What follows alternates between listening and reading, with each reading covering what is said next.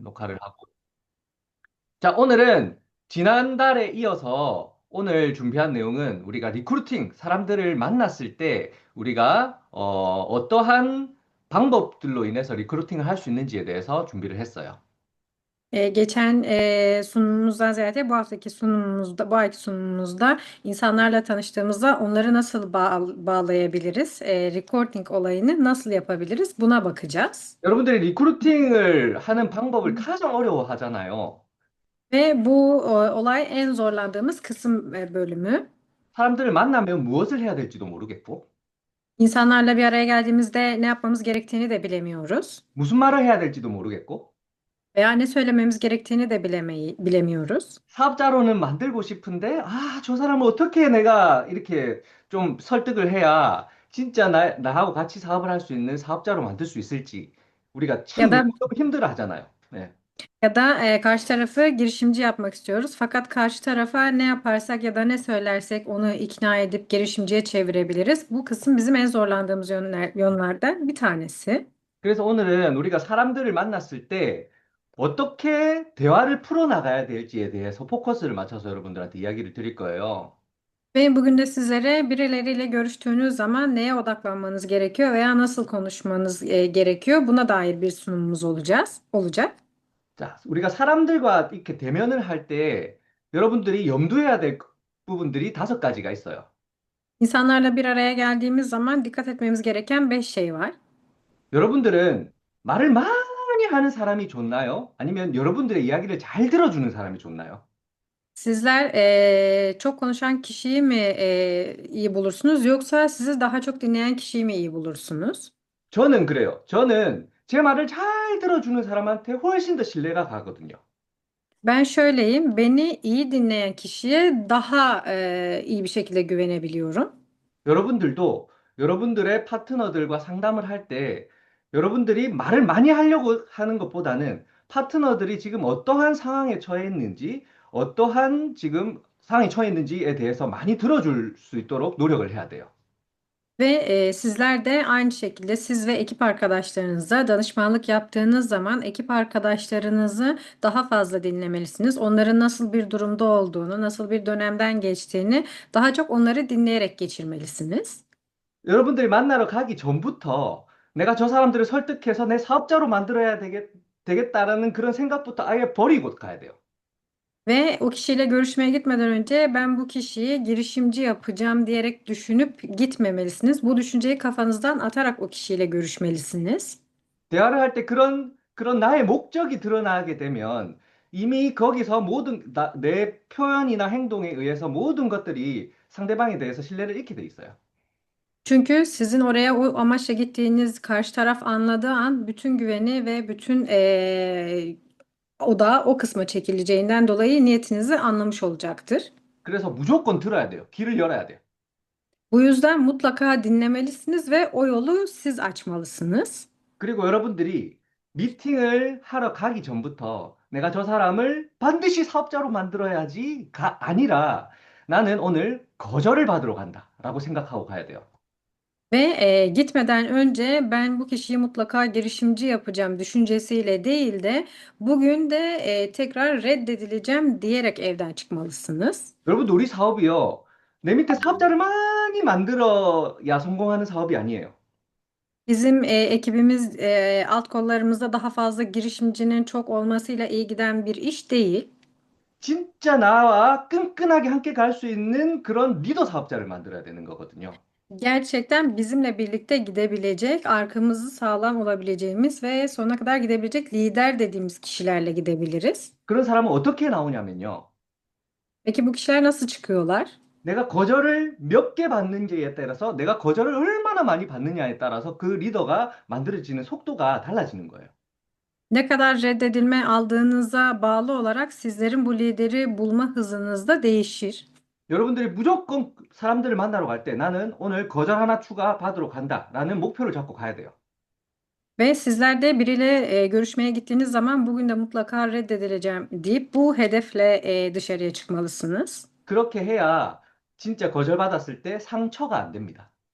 Bu şekilde yaparsanız eğer biri sizi reddettiği zaman üzülmemiş olursunuz. 우리가 사람들과 이렇게 백만갑 활동을 나가잖아요. Bizler bu şekilde dışarıya insanlarla tanıtıma çıktığımız zaman 더 많은 사람들을 만나서 나는 오늘 거절을 몇 개 받을 건가에 대한 목표를 가지고 나가는 거예요. ve ne kadar çok kişiyle görüşüp kaç tane reddedilme alacağız diye bu şekilde paylaşarak çıkıyoruz. 그리고 여러분들이 이제 사람을 만날 거잖아요. Ve artık sizler de birileriyle görüşmeye başlayacaksınız. 이 영업을 못하는 사람들의 특징이 있어요. Ve satış yapamayanların, iş yapamayanların bir ortak yönü var. 설명할 자료들을 이만큼 들고 가가지고 그 자료부터 처음부터 끝까지 설명하려고 하는 사람들이에요. Ve bu kişiler genelde açıklayacağı şeyleri başından sonuna kadar ezberleme veya yazıp hazırlayarak gidenler de var. 그렇게 하기보다는 왜, 왜라는 질문을 잘하는 방법을 여러분들이 연습을 해야 돼요.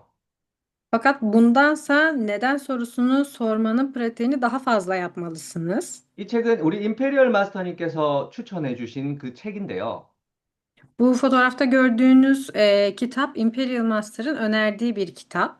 이 네트워크 마케팅의 바이블이라고 하는 정석이라고 하는 이 책 안에도 내가 왜라고 질문하는 질문이 답이라고 이야기를 합니다. Ve network marketing yapıldığı zaman da ve önerilen kitaplardan biridir. Soru Cevaptır isimli bir kitap. 그리고 여러분들이 이제 사람들을 만나러 갈 때 여러분들이 준비해야 될 것이 있어요.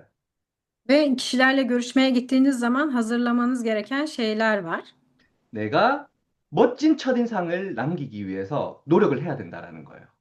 Öncelikle etkileyici bir ilk izlenim için biraz çaba harcamalısınız. 내가 사람들과 처음 만났을 때 그 사람과 끝까지 이렇게 유대관계를 이어나가는 과정 중에 첫인상이 거의 50%를 먹고 들어간다고 합니다.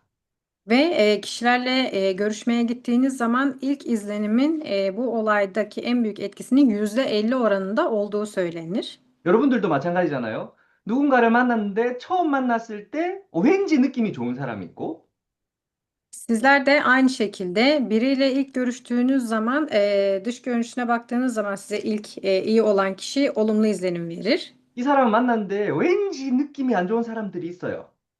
Ama bazılarında da şu kişiyle görüştüğünüz zaman niyeyse garip bir his bıraktı bende diyebilirsiniz. 여러분들은 왠지 느낌이 좋은 사람들이 되어야 되겠죠.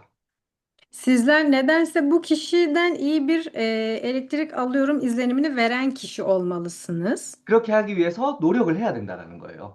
Ve bunu yapmak için de çaba harcamalıyız. 그리고 여러분들이 이 미팅을 할 때 그 미팅 장소에서 모든 것을 끝내려고 하면 안 됩니다.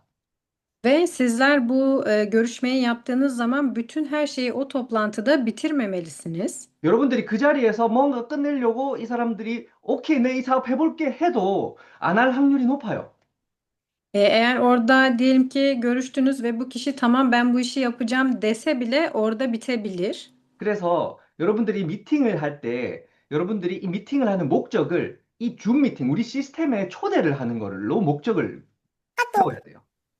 Bu yüzden sizler de bu görüşmeyi yaptığınız zaman görüşmedeki en büyük amaçlarınızdan bir tanesinin Zoom toplantılarına davet etmek olmasını öne çıkarmalısınız. 최대한 매주 줌 미팅에 참여를 시켜서 그분들이 스스로 이 일을 알아볼 수 있도록 초대를 하는 거예요.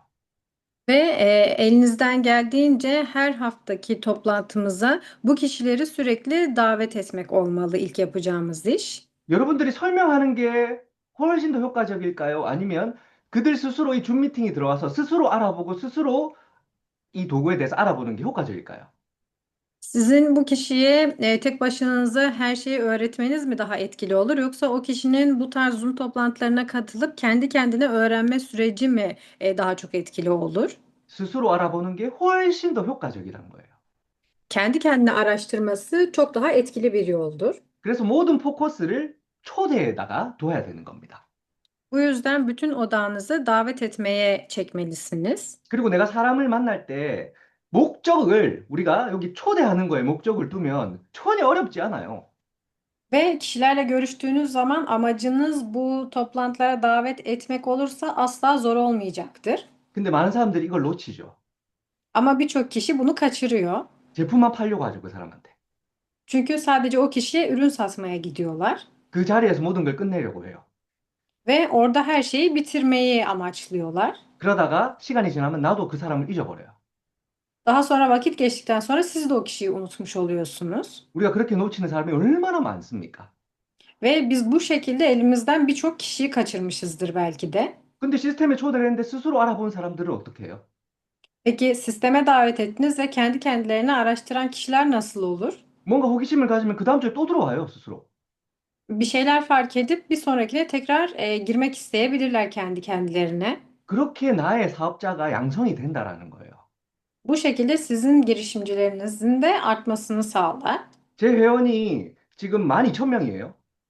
Şu anda benim üye sayım 12 bin kişi oldu. 제가 그 사람들 어떻게 다 관리를 해요? Peki ben bu kadar kişiyi nasıl tek başıma yönetebilirim? 무조건 이 시스템에 초대하는 거예요, 여러분들이. 목적성을 가져야 돼요. Tabii ki amacımızı yerine getirerek bu kişiyi sisteme davet etmeliyiz bu kişileri. 시스템 참여는 1순위입니다. Sisteme davet etmek ilk önceliğimiz olmalıdır. 사람을 만나는 것보다 한 명을 리크루팅하는 것보다 내가 시스템에 참여하는 게 훨씬 더 중요해요. Ve bir insanı bulmak, onu bağlamaktansa bizim öncelikle sisteme dahil olmamız hepsinden daha önemlidir. 그래서 우리 팀에서도 이 시스템을 업그레이드 시키기 위해서 굉장히 많은 노력들을 하고 있습니다. Ve bizim ekibimiz de bu toplantıları geliştirmek için elinden geldiğince çaba sarf etmekte. 여러분들이 지금 듣고 있는 이 리더 미팅에 대한 이런 강의 주제도 정말 헌신의 노력들을 해서 이 강의를 만들어서 여러분들한테 교육을 하고 있는 거예요. Ve şu an sizlerin dinlediği bu liderler toplantısının bu sunumları da birçok emeğin ve çabanın karşılığında oluşturulmuştur. 그 어떤 팀에서도 이런 강의를 해주지 않습니다. 여러분들 한번 이런 강의 해주는 팀 있는지 한번 찾아보세요. Ve şu anki hiçbir ekipte böyle bir lider toplantısı yapılmamıştır. Etrafınıza bir bakın, böyle bir sunum yapan bir başka bir ekip var mı? 그래서 우리 팀이 터키에서 1등 할 거라는 자신감을 가지고 있는 겁니다. Bu yüzden bizim ekibimiz Türkiye'de birinci olacağından emin bir şekilde çalışıyor. 우리 시스템은 완벽하게 돌아갈 거니까. Çünkü bizim sistemimiz mükemmel bir şekilde kendini taşıyor. 여러분들도 이 시스템 초대를 1순위로 한번 두고 사업을 진행시켜 보세요. Sizler de bu sisteme katılmayı birinci önceliğiniz olarak belirleyip işinizi bir de böyle yapın. 자, 오늘은 여러분들께 실전에 대한 얘기를 할 거예요. Bugün de sizlere iletişim becerileriyle ilgili bir içerik hazırladım. 내가 대화를 어떻게 풀어나가야 될지에 대해서 주로 얘기를 할 거예요. Ve muhabbeti nasıl değiştirebiliriz, yönlendirebiliriz buna dair bir sunum olacak. 정말 어려운 질문들에 대한 대처를 어떻게 할 것인지에 대해서 한번 알아볼게요. Ve zor olan soruların nasıl çözümünü yapmalıyız karşı tarafa doğru buna bir bakalım. 일단 상대방과 컨택하기 전에 내가 무조건 먼저 내 정보를 알리려고 하지 말고 질문을 통해서 상대방의 정보를 내가 아는 게 너무너무 중요하다는 거죠.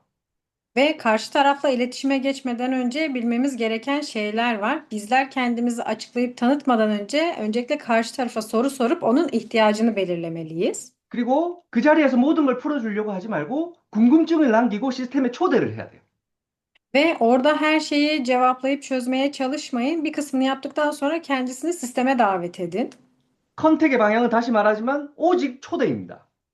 Ve az önce de dediğimiz gibi görüşmenin amacı sadece sisteme davet etmektir. 그리고 정확한 날짜와 이 줌 미팅 혹은 우리 시스템이 언제 돌아가는지에 대한 약속을 그 자리에서 잡고 여러분들이 헤어져야 돼요. 그리고 그 시간이 되면 반드시 그 사람이 참여할 수 있도록 여러분들이 안내를 해야 된다는 거예요.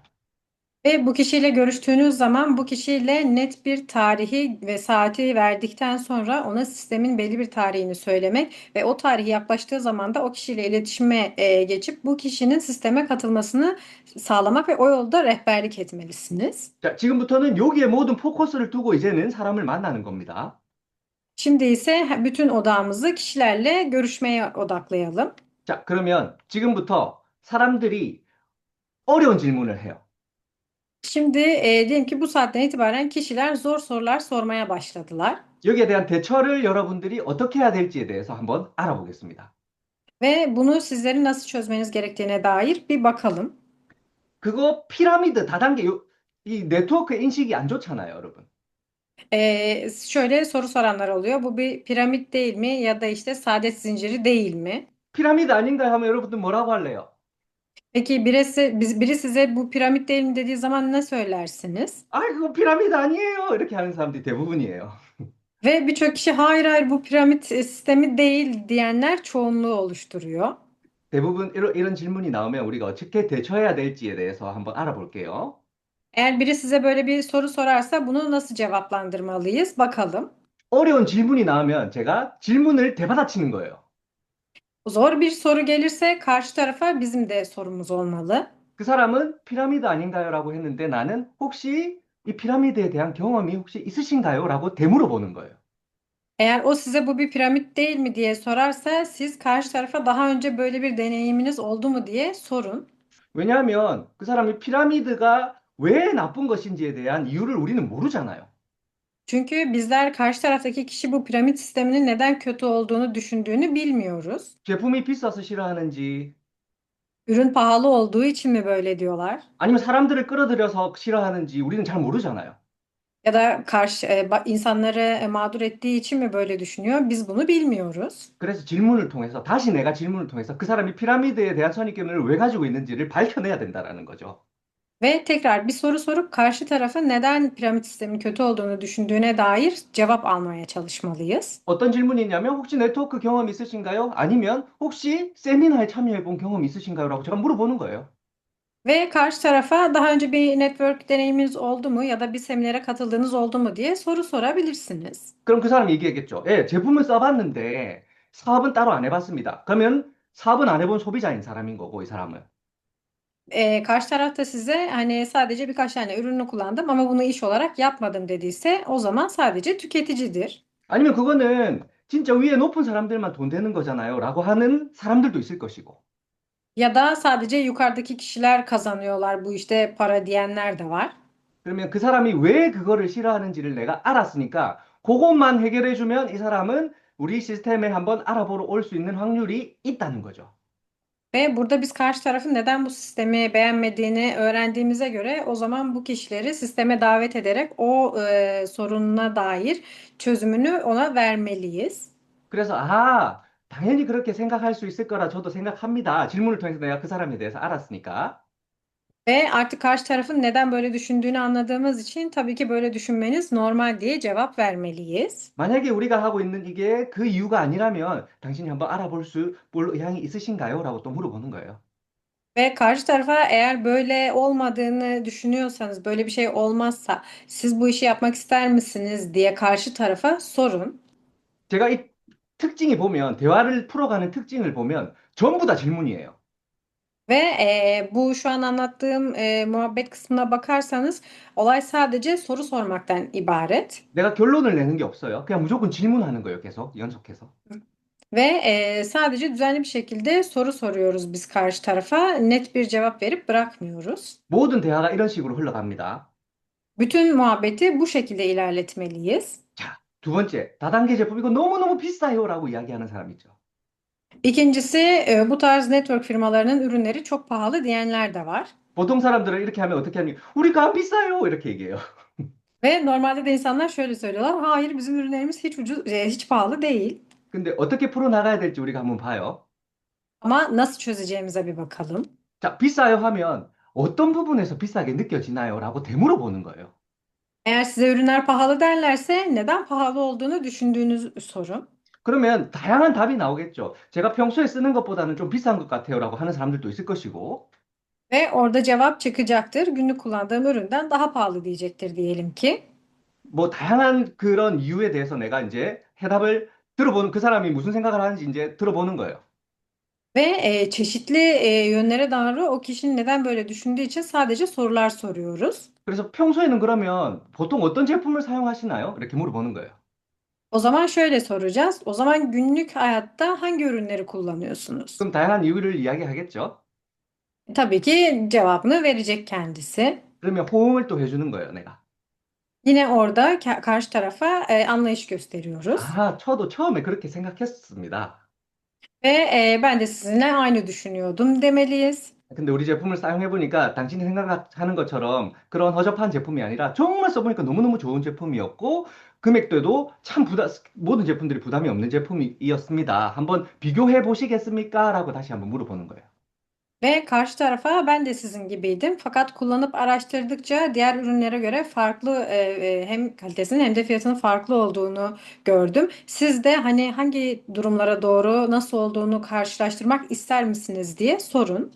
상대방한테 신뢰감을 잃어버리는 가장 쉬운 방법이, 그거 아니에요. 상대방의 말을 부정하는 거예요. Karşı tarafa güven vermenin en iyi yollarından biri bu şekildedir. Hayır böyle değil, şu şekildedir demek değildir. 근데 이 대화 내용을 보면 상대방에 대한 부정은 하나도 없습니다. Fakat bu içeriğe baktığınız zaman karşı taraftan hiçbir olumsuz geri dönüş yok. 상대방의 말은 무조건 인정. Karşı tarafın sözlerini mutlaka kabul ediyoruz. 그리고 상대방한테 질문을 통해서 긍정적인 답변을 끌어내는 것. Ve karşı tarafa soru sorarak ondan olumlu cevaplar almaya çalışmalıyız. 그게 대화의 기술이에요. Bu muhabbetin aslında yöntemlerinden biri. 자, 우리 가족이 결사반대합니다. 못하게 해요. 내 남편이 못하게 해요. 이렇게 하는 사람들 많죠. Ve ailem ya da eşim bana izin vermiyor, buna karşı çıkıyor diyenler de var. 여러분들 어떻게 대답하실래요? Sizler nasıl cevap verirsiniz? 자, 굉장히 어려워요. 이런 부분들이. Ve bu kısımlar da oldukça zorlandığımız kısımlardandır. 물어봐야죠. O zaman sormalıyız yine. 왜 가족들이 반대를 하나요? 라고. Aileniz neden karşı çıkıyor sorabilir miyim? 그럼 또 다양한 이유들이 나와요. Ve orada zaten sebepler çıkıyor. 그 다양한 이유들이 나오면 그 다양한 이유에 대한 것만 내가 찝어주면 돼요. Ve orada çeşitli cevaplar çıkar. O çeşitli cevaplara göre bizler ona göre sorular sorarız. 그래서 뭐 예를 들어서 가족들이 제품이 너무 비싸다고 이야기를 합니다라고 이야기를 하면 Diyelim ki örnek verecek olursak ailem ürünlerin pahalı olduğunu düşünüyor derlerse eğer 어 가족들이 비싸다고 하는 이유를 제가 잘 알겠어요. 제 가족도 그랬어요라고 이야기를 하는 거예요. ve o zaman şöyle söyleyeceğiz. Sizin ailenizin böyle düşünmesini anlıyorum. Benim ailem de ilk başlarda bu şekilde düşünmüştü diye karşı tarafla aynı tarafta olduğumuzu gösteriyoruz. 하지만 제가 알아보니까 우리 제품들은 비싸다고 생각했지만 절대 비싼 제품이 아니었었습니다라고. Fakat ona daha sonra ben de pahalı olduğunu düşünüyordum. Araştırıp gördükten sonra pahalı olmadığını fark ettim deriz. 좀 더 시간을 가지고 가족들에게 확신을 드리면 어떨까요? 라고 이렇게 질문을 하는 거예요, 또. Ve karşı tarafta güven kazanana kadar biraz daha vakit ayırıp daha sonra ailenizle bunu çözmeye çalışsak ne dersiniz diye sorun tekrar. 자, 네 번째 질문이에요. Dördüncü sorun. 저는 시간이 없어서 이 사업을 잘 못할 것 같아요. Benim zamanım olmadığı için bu işi yapamayacak gibiyim. 이런 사람들이 너무너무 많아요. Bu şekilde çok fazla kişiler var. 그러면 여러분들 보통 뭐라고 얘기를 하나요? Peki o zaman sizler genelde nasıl cevap veriyorsunuz? 물어봐야죠, 우리가. Tabii ki soru sormalıyız bizler. 무엇 때문에 시간이 바쁘신 건가요? Neden yoğunluğunuz var? 저도 제 직장 때문에 시간이 굉장히 바빴던 사람입니다.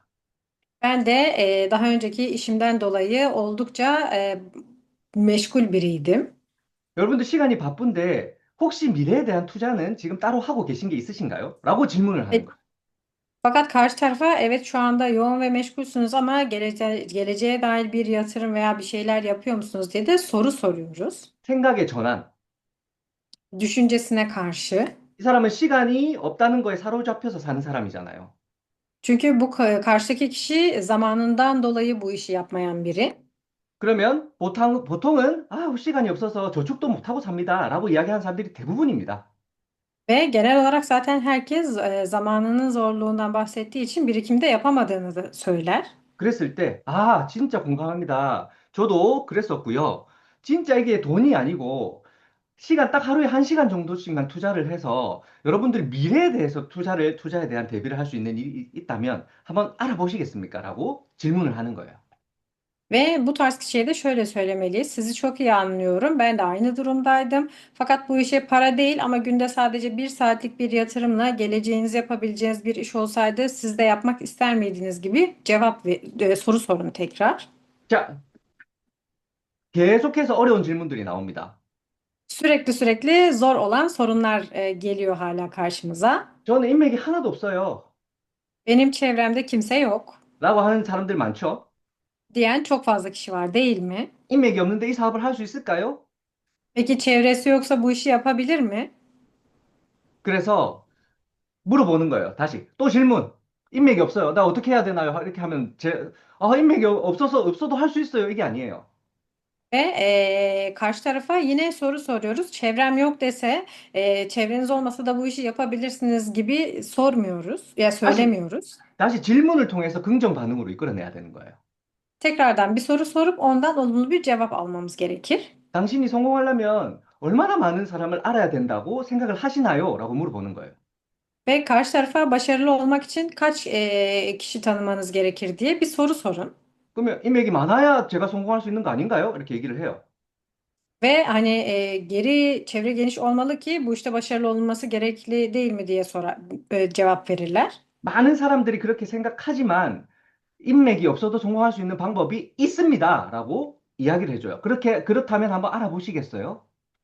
Ve karşı tarafa birçok kişi böyle düşünüyor fakat deneyimlerimize göre her zaman bu şekilde olmuyor. Bunu biraz daha araştırmak ister misiniz diye soru sorun. 여러분들 제가 지금 쭉 얘기 타는데 이 대화의 흐름을 여러분들이 잘 이해를 해야 돼요.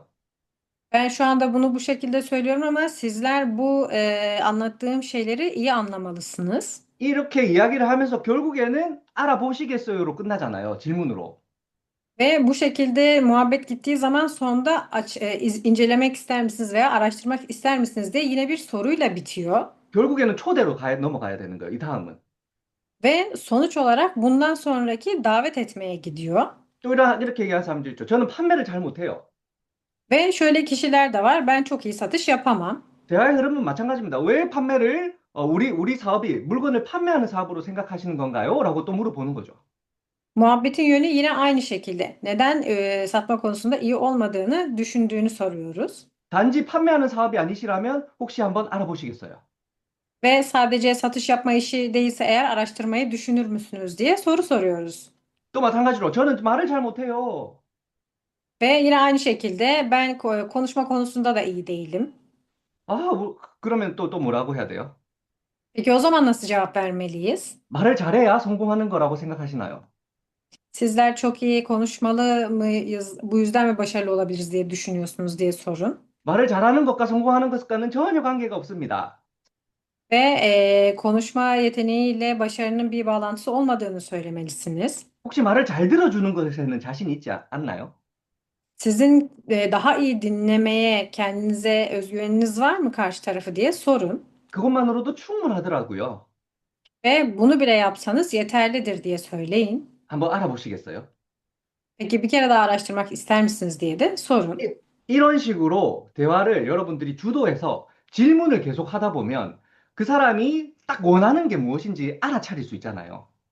Ve bu şekilde soru sorarak muhabbeti ilerletirseniz karşı tarafın tam olarak ne istediğini burada çözebilirsiniz. 그래서 이 질문을 통해서 그 사람의 상태를 내가 진단을 하는 거예요. 진단. Ve soru sorma aracılığıyla karşı tarafın durumunu aslında bizler nasıl olduğunu çözebiliriz. 이것이 우리가 이 내용을 공부하는, 학습하는 목적입니다. Ve bu bizim bu içeriği çalışmamız ve pratik yapmamız içerisinde deneyimlemeliyiz. 왜냐하면 보통 사람들은 그 질문이 나오면 그 질문에 대한 반박을 하려고 해요. Çünkü birçok kişi eğer bir soru çıkarsa o sorunun hemen cevabını vermek ister. 그러면서 나중에 막 고객하고 싸워요. Fakat daha sonra yanlış anlaşılmalar olur ve tartışmaya kadar gider. 그게 아니라 질문을 통해서 고객한테 긍정 반응을 이끌어내는 게 이 대화의 기술인 거예요. Bu şekilde değil, karşı tarafa sorular sorarak ondan olumlu bir cevap almaya çalışmamız bizim yapmamız gereken şey. 여러분들 좀 어렵죠? Biraz zor değil mi? 그럼 어떻게 해야 될까요? Peki o zaman ne yapmalıyız? 연습을 해봐야 돼요. Pratik yapmalıyız. 가족들하고도 연습을 해보고 Ailemizle de pratikler yapmalıyız. 주변에 있는 사람들하고 연습을 해봐야 돼요. Veya çevremizdeki yakın kişilerle de yapmalıyız. 저도 영업을 잘하는 사람이 아니었습니다. Ben de ticareti çok iyi yapabilen biri değildim. 근데 이런 내용들을 어디서 배웠냐면요. Peki ben bu tarz içerikleri nereden öğrendim diye soracak olursanız, 영업을 잘하기 위한 진짜 고액으로 이렇게 가르쳐주는 그런 팀이 있었어요. 거기서 제가 배웠던 내용들이고 이 대화 내용을 접목시켰더니 제가 영업을 정말 잘하는 사람이 되었어요. Ve burada ticaretle ilgili bazı öğretilen yerler vardı. Ben de oraya gidip orada öğrendim bu içerikleri ve daha sonra burada bu şekilde ben de iyi bir ticaret yapan biri haline geldim. 그리고 이 네트워크 마케팅에도 정확하게 접목이 됩니다. Ve network marketing de aynı şekilde net bir cevap bunlar. 자, 여러분들이 연습해봐야 될 내용들이에요.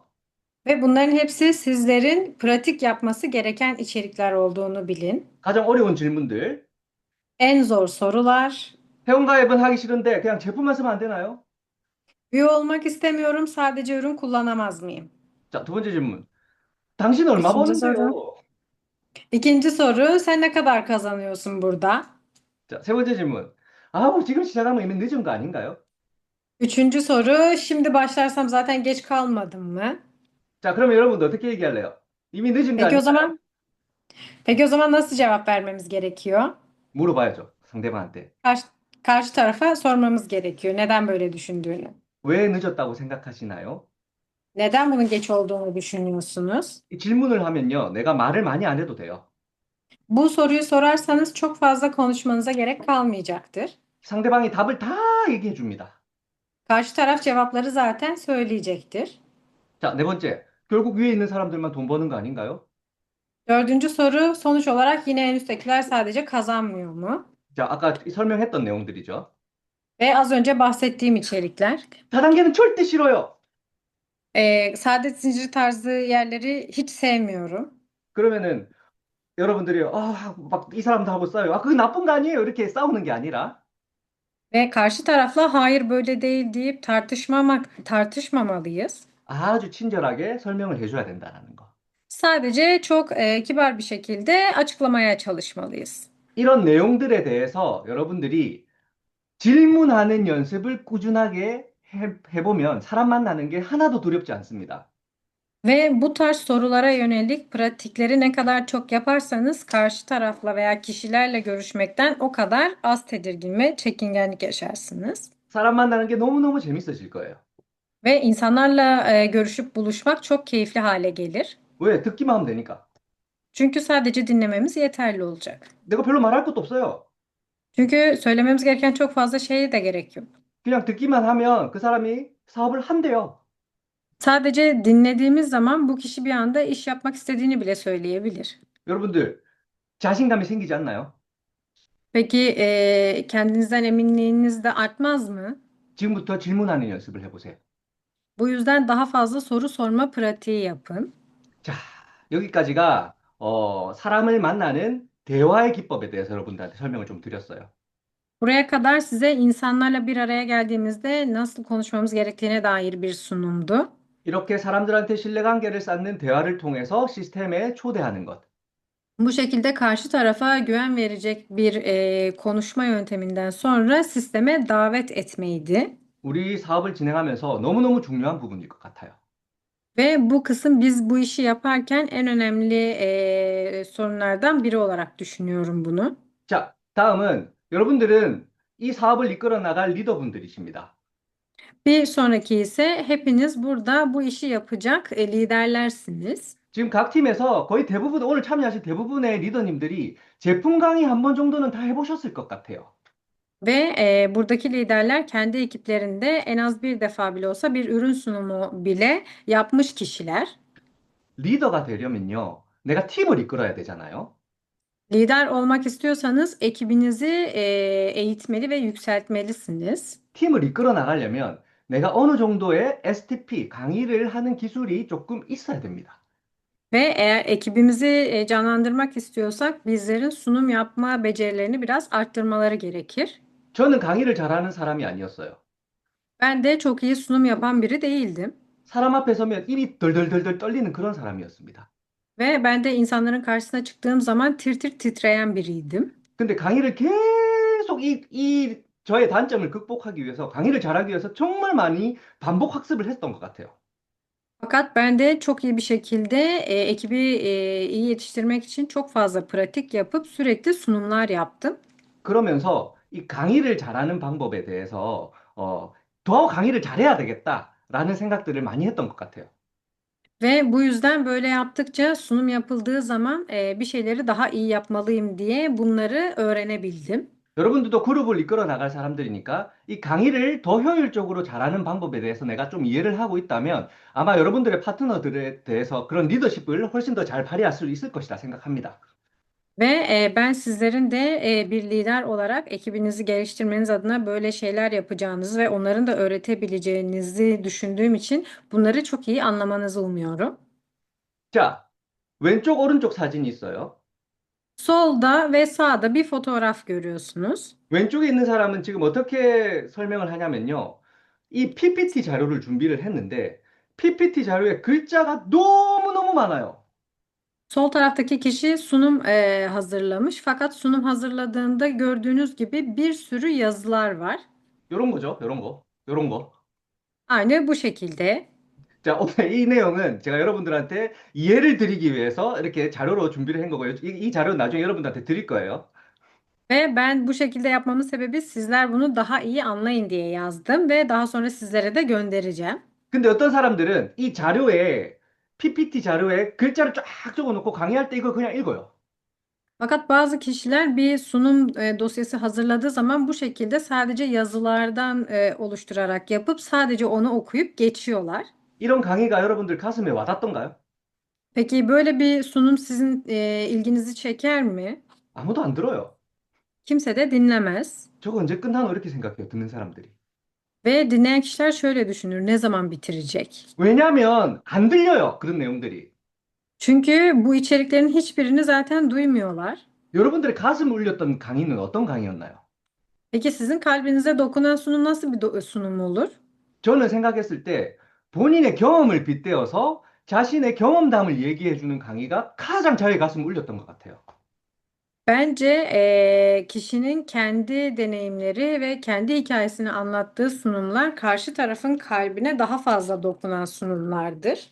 똑같은 제품을 강의를 하는데도요, 어떤 사람은 그 제품에 대한 기능만을 쭉 설명하는 사람이 있고요.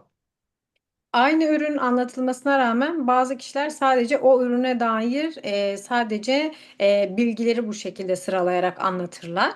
어떤 사람들은 이거를 먹어보고 본인이 어떻게 반응이 있었는지에 대해서 그 감동을 전달하는 사람들이 있어요. Bazıları ise o ürünü kullandıktan sonra nasıl bir etki gördüğünü ve bu etkiden sonra nasıl hissettiğini anlatan bir sunum yapar. 어떤 강의를 해야 여러분들은 상대방의 마음을 울릴 수 있을까요? Peki nasıl bir sunum yapmalısınız ki karşı tarafın kalbine dokunabilirsiniz? 휘황찬란하게 PPT 준비 안 해도 됩니다. Çok böyle büyük her şeyin detaylı olduğu bir sunum dosyası hazırlamanıza gerek de yok. 여러분들의 경험치만 이야기를 해주면 돼요. Sadece kendi deneyimlerinizi anlatmanız bile yeterli olur. 그게 훨씬 중요합니다. Bu çok daha önemlidir. 모든 모든 사람들의 경험을 기반으로 내가 써보고, 내가 먹어보고, 내가 느꼈던 점을 스토리텔링으로 풀어나가는 강의가 가장 좋은 강의예요. Ve birçok kişinin hangi ürünü kullandığı, hangi üründen ne fayda gördüğü, bunu bir hikaye şeklinde yazması çok daha etkilidir. 똑같은 마케팅 플랜을 풀더라도 본인한테 맞는 마케팅 플랜을 푸는 사람들이 있어요. Ve kazanç planı ya da marketing planı anlatıldığı zaman da aynı şekilde direkt sadece bilgiye dayalı anlatanlar da var. 이 마케팅 플랜이 나에게는 어떻게 다가왔는지에 대해서. Ve bu marketing planı bize nasıl etki etti, buna dair konuşabiliriz. 그런 스토리를 풀어내는 강의가 좋은 강의입니다. Ve bu şekilde bir hikaye oluşturduğumuz bir sunum daha iyi değil midir? 우리도 이렇게 써봤던 그런 경험치를 이야기를 하죠. Biz de aynı bu şekilde kullandığımız deneyimlerimizi paylaşıyoruz bildiğiniz gibi. 정말 좋은 강의를 하는 사람들은 본인의 스토리를 이야기하는 사람들입니다. Ve sunumu en iyi yapan kişiler genelde kendi hikayelerini anlatan kişilerdir. 사람들은 강의를 들었을 때요. 그 제품의 기능을 기억할 것 같아요. İnsanlar bir sunumu dinledikleri zaman sadece o sunumda anlattığınız o bilgileri mi hatırlarlar? 여러분들이 락티움 강의 들었었는데 이 락티움 안에 어떤 제품이 들어있는지 기억하는 사람 있나요? Aranızda Lactium sunumunu dinleyip içerisine hangi içeriklerin girdiğini hatırlayan var mı? 그렇게 강의를 한 것보다 저는 락티움을 먹었더니요. 진짜 제가 수면 시간이 너무너무 짧게 잘 수밖에 없는 상황인데 이 락티움을 먹고 자면 한 6시간, 7시간 i상을 잤던 그런 느낌을 받을 수 있습니다. Ben örnek verecek olursam Lactium'u kullandığım zaman normalde birkaç saat uyuduğum zaman alamadığım uykuyu Lactium'u kullandığım zaman kısa sürede saatlerce uyumuş gibi bir etki aldığımı söyleyerek yapıyorum. 그래서 하루 종일 좋은 컨디션을 이 락티움을 통해서 유지할 수 있더라고요. Ve bütün gün boyunca bu sayede Lactium sayesinde beni ayakta tutabildiğini de söylüyorum. 아마 이 락티움이 없었더라면 저는 아마 튀르키예 사업을 하기 힘들었을 거예요. Ve eğer Lactium olmasaydı ben Türkiye'deki bu işi yapamaya da bilirdim. 왜냐하면 자야 되는 시간에 수면 시간을 줄여가면서 이 튀르키예 사업을 해야 되니까 우리는. Çünkü bizler uyuyacağımız vakitte Türkiye'deki işimizi yapmak için uyumamamız gerekiyor. 하지만 하루에 2시간, 3시간만 잠을 자도 나의 컨디션을 유지시켜 주는 게 이 락티움이더라고요. Fakat günde 1 ya da 2 saat uyusam bile benim gün içerisindeki bu şekilde zinde kalmamı sağlayan Lactium. 그래서 이 제품에 대해서 제가 알아보니까 이 안에 락토바일러스라고 하는 엄마의 모유에서 나오는 성분이 들어있다고 합니다. Fakat ben daha sonra bu laktiğimin ne olduğunu araştırıp baktıktan sonra anne sütünün içerisinde bulunan ve aynı şekilde etkiyi veren bir Lactobacillus içeriğinin olduğunu gördüm. 그래서 잠을 짧게 자도 수면의 질을 확 높여가지고 잠을 많이 잔 것처럼 내 몸의 기능을 완화시켜 준대요. Fakat bunu kullanıp uyuduğum zaman o kısa uyku zamanında bile derin uykuya geçmemi sağladığı için daha bir zinde uyku çekmiş oluyorum. 그래서 여러분들께도 이 락티움을 적극적으로 추천드립니다.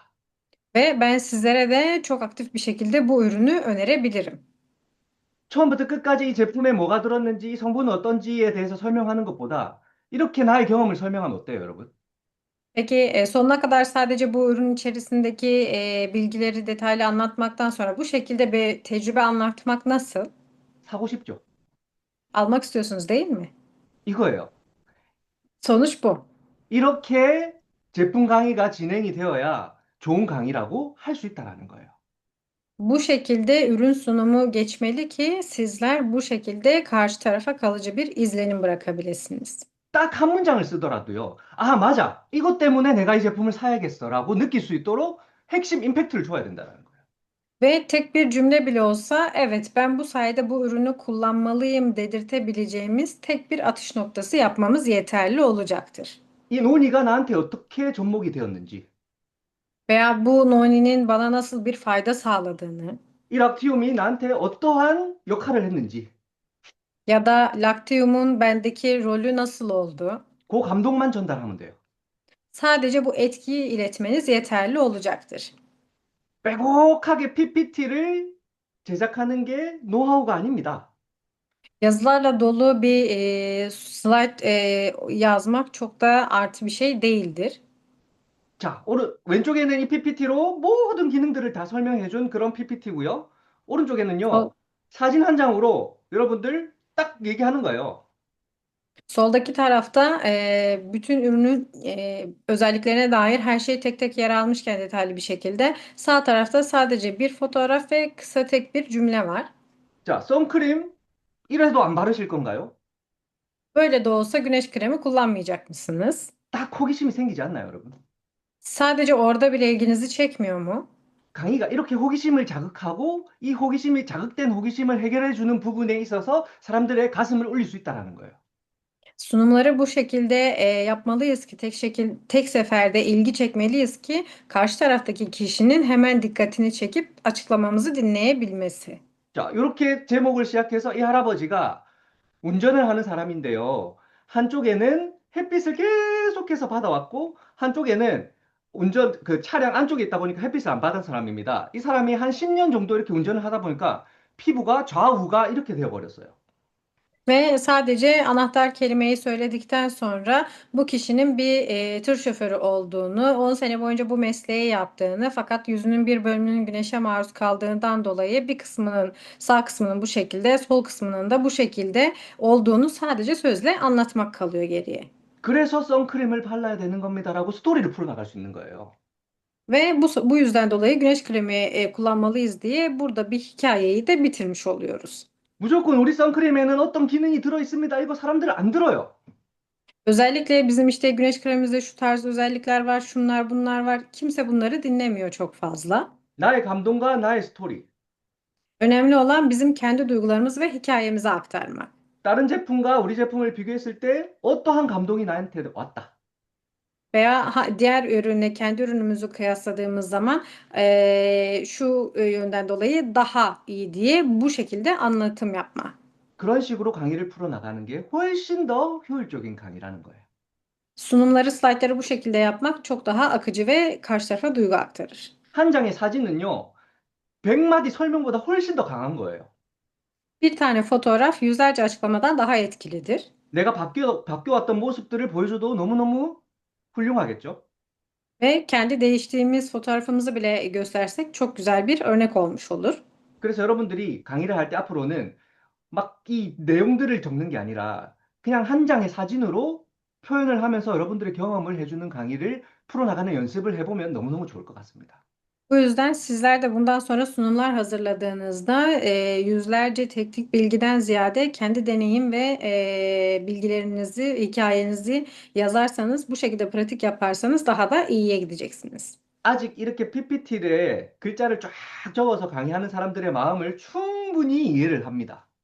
Ve ben hala bu şekilde yazılarla dolu slide hazırlayan kişilerin nasıl hissettiğini de oldukça iyi anlıyorum. 강의는 해야 되겠고, Tabii ki sunumda bunları söylemeliyiz, yapmalıyız. 강의를 할 때 혹시나 실수하면 어떡하지? 라는 생각들을 하면서 불안해서 PPT에 막 적는 거예요. Ve sunum yaparken olur da yanılırsak veya yanlış aktarırsak diye oraya yazanlar da oluyor. 저도 옛날에 했던 강의 자료 보면 전부 글자밖에 없어요. 다 이랬어요. Ve benim de daha önceki hazırladığım sunum dosyalarına baktığım zaman hepsi neredeyse yazılardan oluşuyor. 그런 경험들도 충분히 제가 이해를 하고요. 더 Ve ben 여러분들이 감동을 줄 수 있는 방법을 오늘 설명드리는 거니까 이렇게 할 수 있도록 노력해보면 됩니다. ben de bu tarz tecrübelere sahip olduğum için bu anlamda sizleri çok iyi anlıyorum ve bundan sonra da sizlerin daha iyi olabilmeniz için bu yönde sizlere rehberlik yapıyorum. 여러분들의 경험은요, 정말 소중한 자산이에요.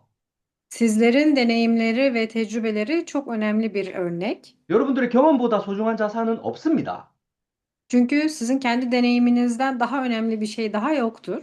근데 경험치는 다 다르잖아요, 사람마다. Ve herkesin deneyimi ve tecrübesi kişiden kişiye değişir. 그 경험치를 설명을 하는 거예요. Bizler sadece bu deneyimleri açıklıyoruz. 그러면 이런 시나리오 대본 필요 없습니다.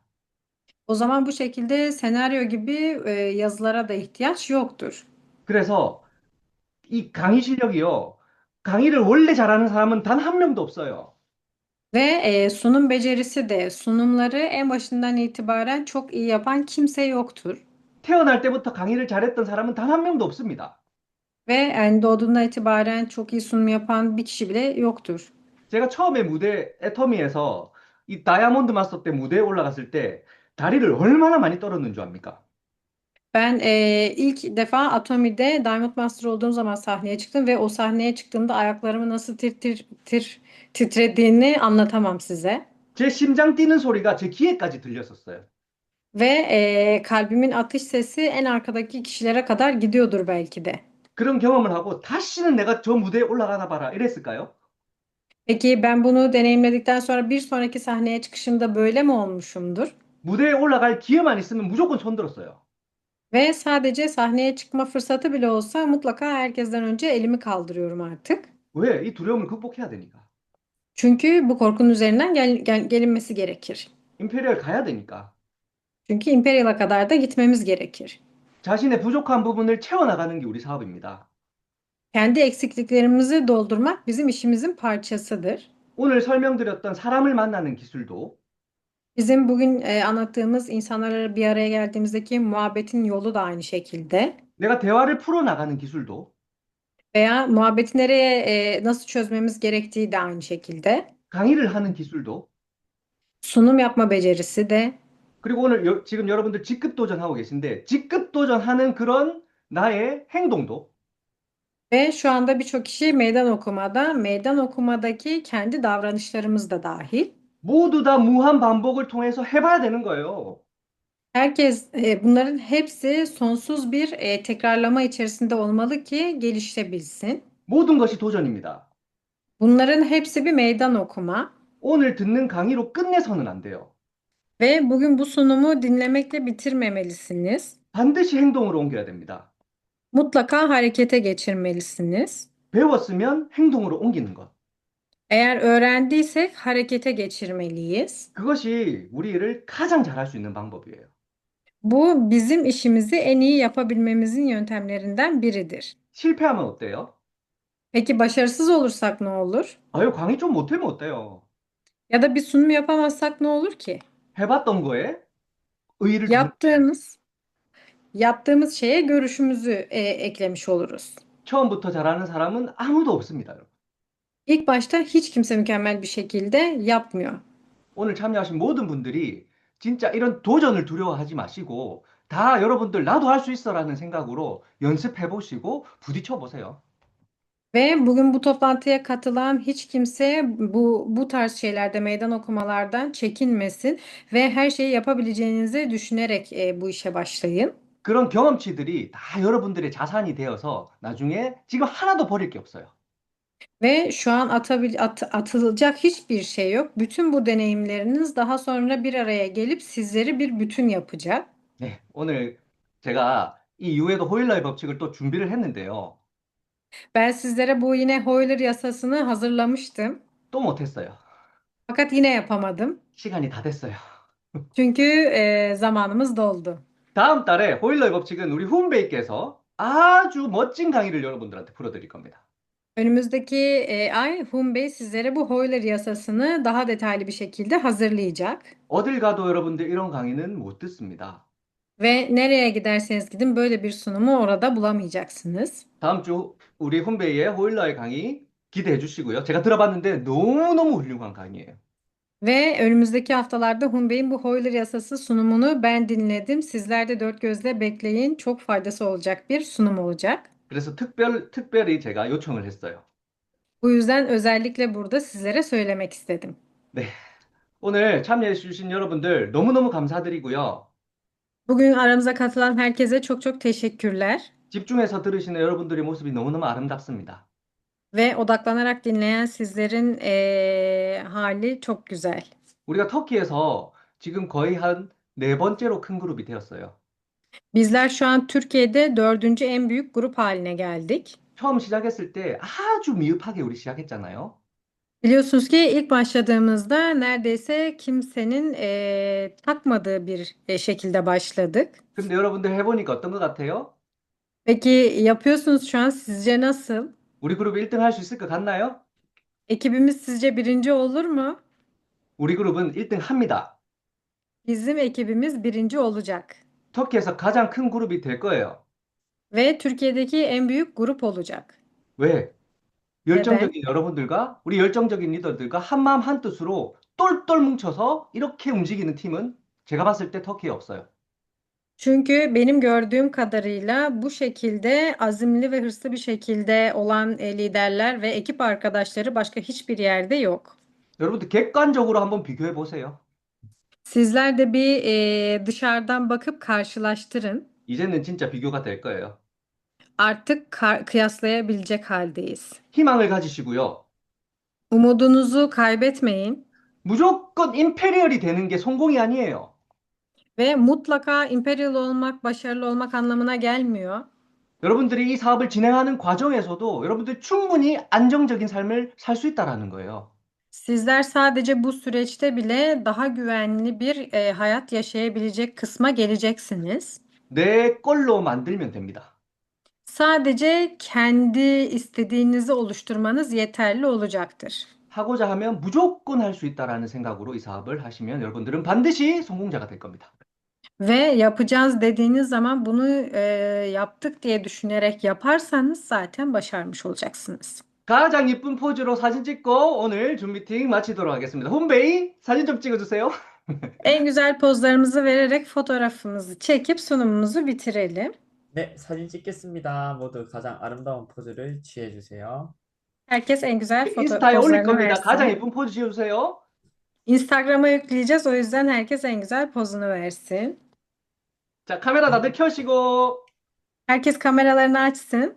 무라디에 세마, 리민제, 세이안. 세넴 모두 카메라 켜주세요. Herkes kameralarını açsın. 자, 찍겠습니다. 네. 1, 2, 1.